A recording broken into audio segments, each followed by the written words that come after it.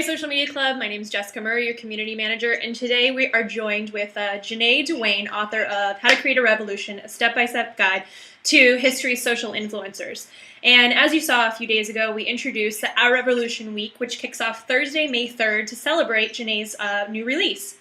And we also want to thank Ja-Nae for selecting Social Media Club as one of the 5 nonprofits that will receive the proceeds from the book. So we're extremely grateful and humbled by that, and we're included with some really deserving charities. So if you buy the book and don't select SMC, we won't know who you are, but I promise it pays an extra karma points when you pick Social Media Club.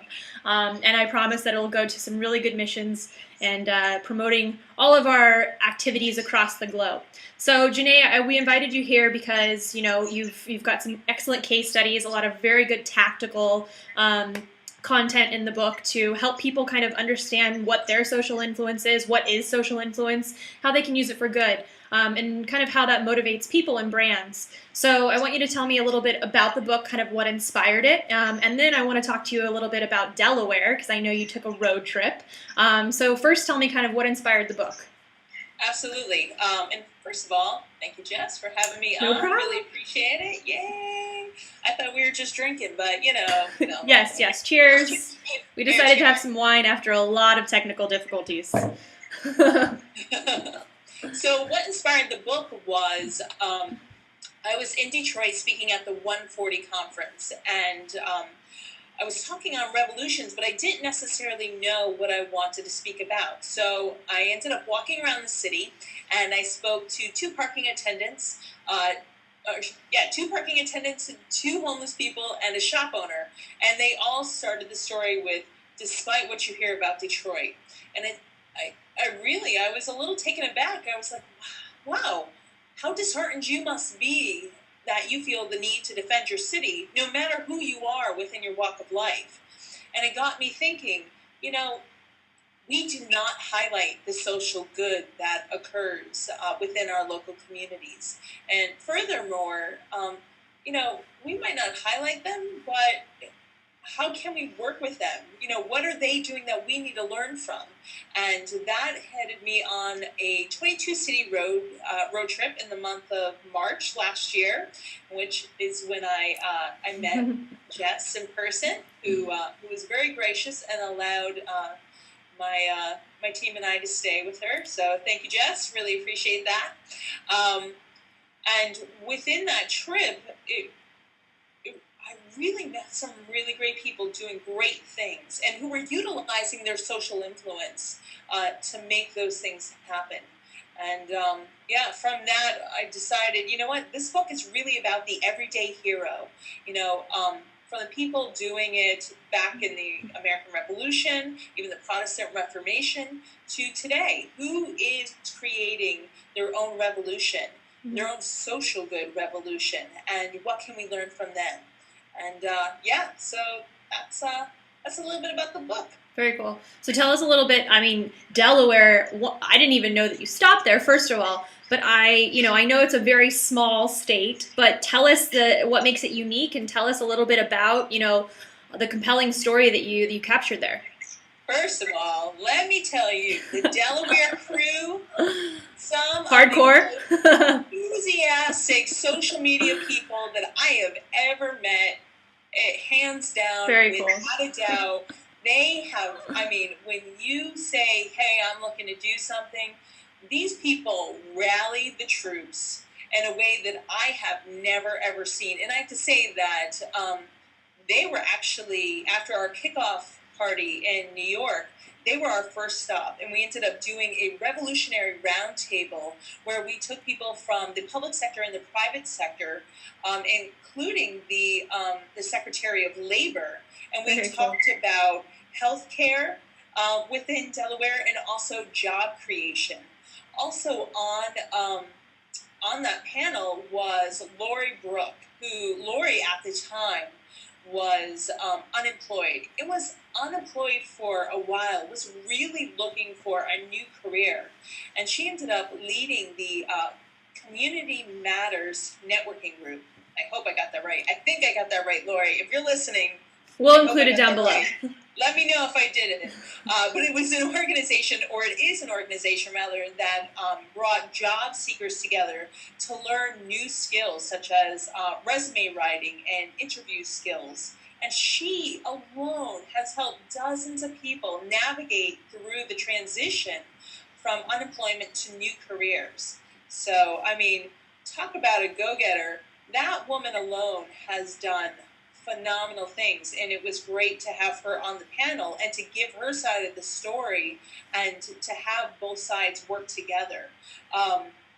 Also, another example out of Delaware is actually Rick Jensen. So most people in Delaware know Rick because of a radio talk show that he hosts within the state. But Rick has a lot of behind the scenes going on that many people do not know about. You know, he's on a dozen boards, various organizations, but also he helps those who have suffered from sexual abuse, particularly a dozen kids who were abused from a specific pediatrician, which is a horrific story.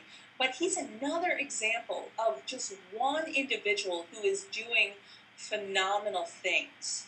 On the flip side of things, you know, there's people like Ken Grant, who is a social media tour de force within himself, and Ken has helped our revolution in a major way as far as spearheading that event down there.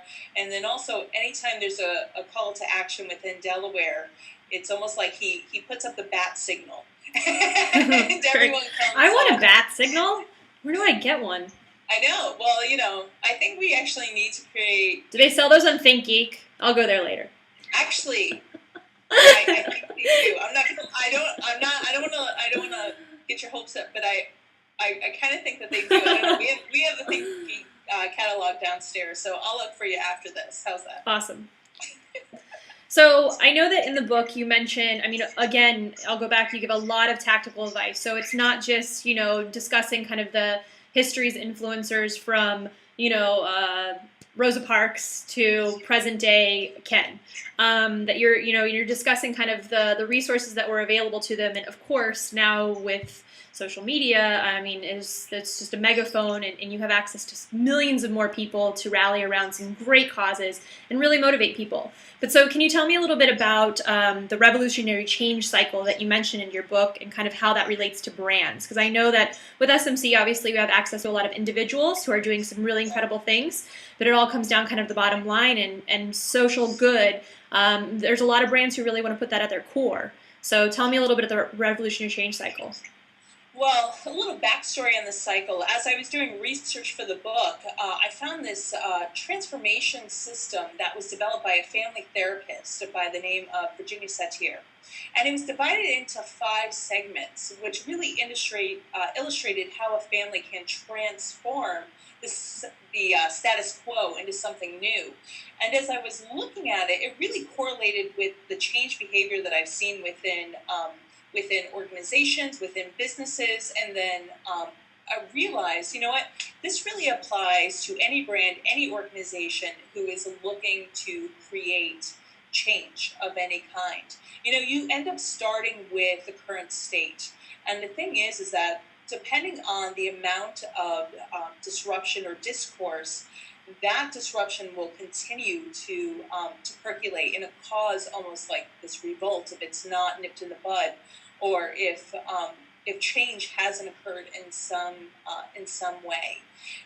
When that happens, there ends up being sort of this state of chaos in which you don't know which way is which. You're not really sure what ideas you need to go with. You're not really sure how to change.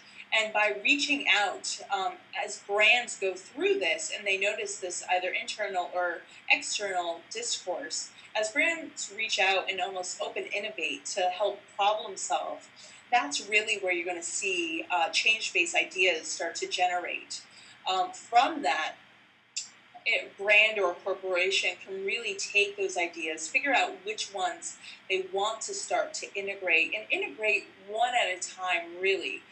Because as you're creating a new status quo, you don't want to change too much all at the same time. Mm-hmm. And from that, you can really take learnings. What's working and what's not, and modify accordingly. From there, you'll start to see what people are accepting, what they're not accepting, and again, modifications will occur until a new normality is in place.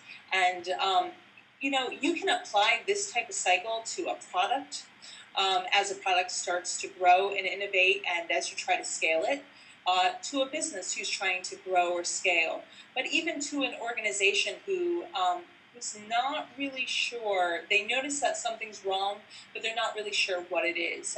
And I would say to any brand, really look and listen.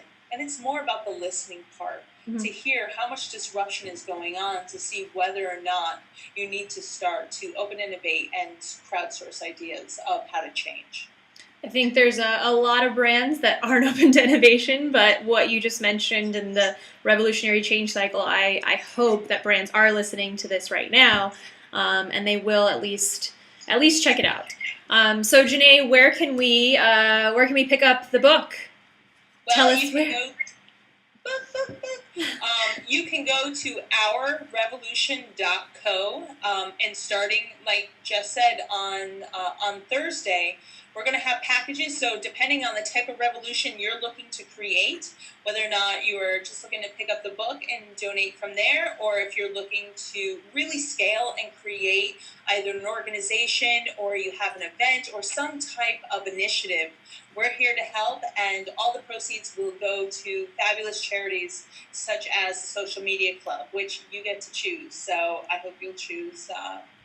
Yes, we hope you choose SMC too. But again, there are some really deserving organizations. So if it's not SMC, you won't get the extra karma points, but you'll still feel good to donate. So you can pick up How to Create a Revolution, a step-by-step guide to history, social influencers by Ja-Nae, beginning Thursday, and that's also when Our Revolution Week kicks off. Again, there's a lot of tactical advice, so it's not just a theory, it's not just best practices, and this is what could work. It's a lot of how to step-by-step instructions, and I know that that's what a lot of people want, because they kind of, you hand somebody some great content and they don't know where to go. I mean, I deal with it all day. I'm a victim of it too, and it's nice to have kind of, okay, this is where to start. And again, you say that it might not work for everybody, but you as long as you're fluid and open to how to modify it, it's great learning. So you can also connect with Ja-Nae on Twitter at The Sun Queen, and pay attention to all of our videos and interviews with Ja-Nae this week that we're going to be celebrating before Our Revolution Week kicks off, and pick up your book, okay? So thanks for joining us, and stay tuned.